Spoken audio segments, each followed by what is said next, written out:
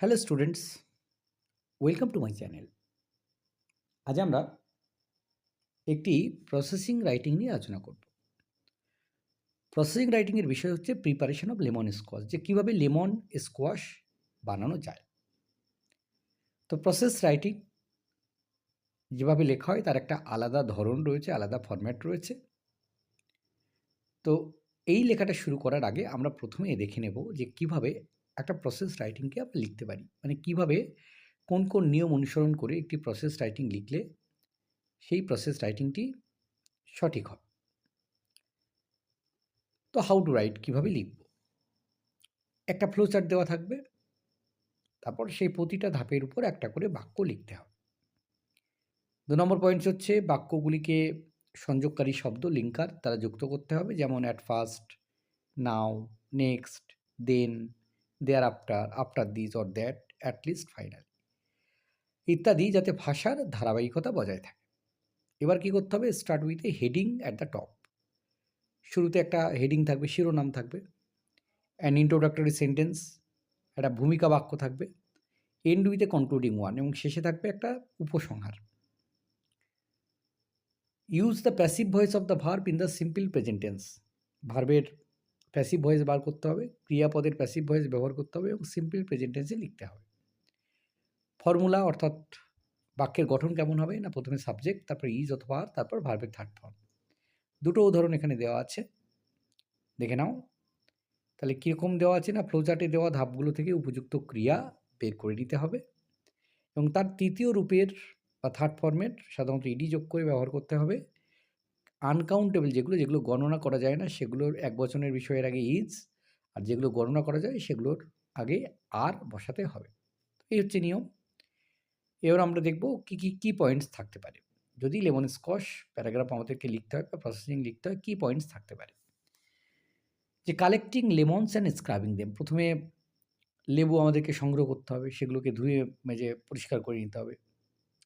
Scraping the lemon রাইন্ড, তারপর সেখান থেকে স্ক্র্যাপ করে চেপে রস বের করে নিতে হবে। বয়েলিং লেমন রাইন্ড উইথ ওয়াটার, তারপর কি করতে হবে, সেই ওটাকে জলের সঙ্গে সিদ্ধ করতে হবে।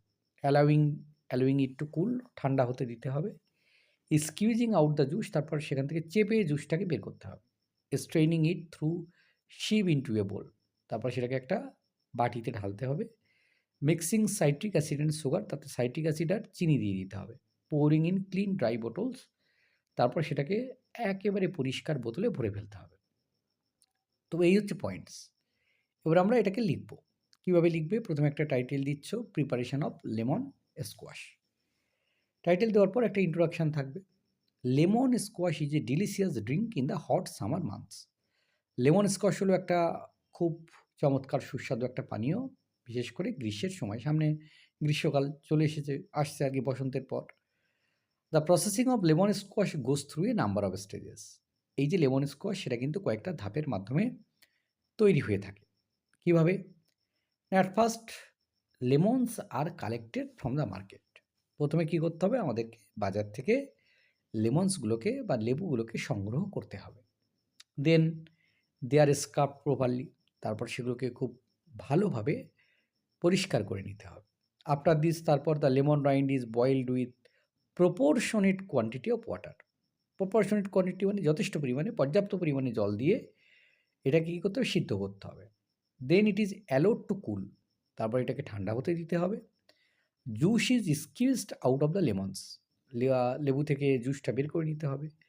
Next the juice is strain through a sieve into a bowl, তারপর কী করতে হবে? সেখান থেকে জুসটা বের করে নিতে হবে, সেটাকে একটা বাটির মধ্যে রাখতে হবে, পাত্রের মধ্যে রাখতে হবে।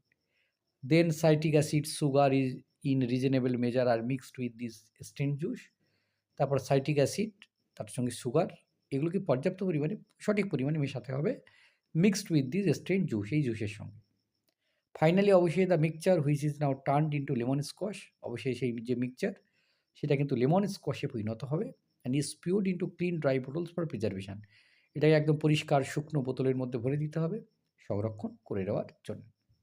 তাহলে বোঝা গেছে, খুব সহজ, এবং তোমরা এভাবে লিখবে, তাহলে সঠিক হয়ে যাবে এবং নিয়মটাকে ফলো করবে অবশ্যই।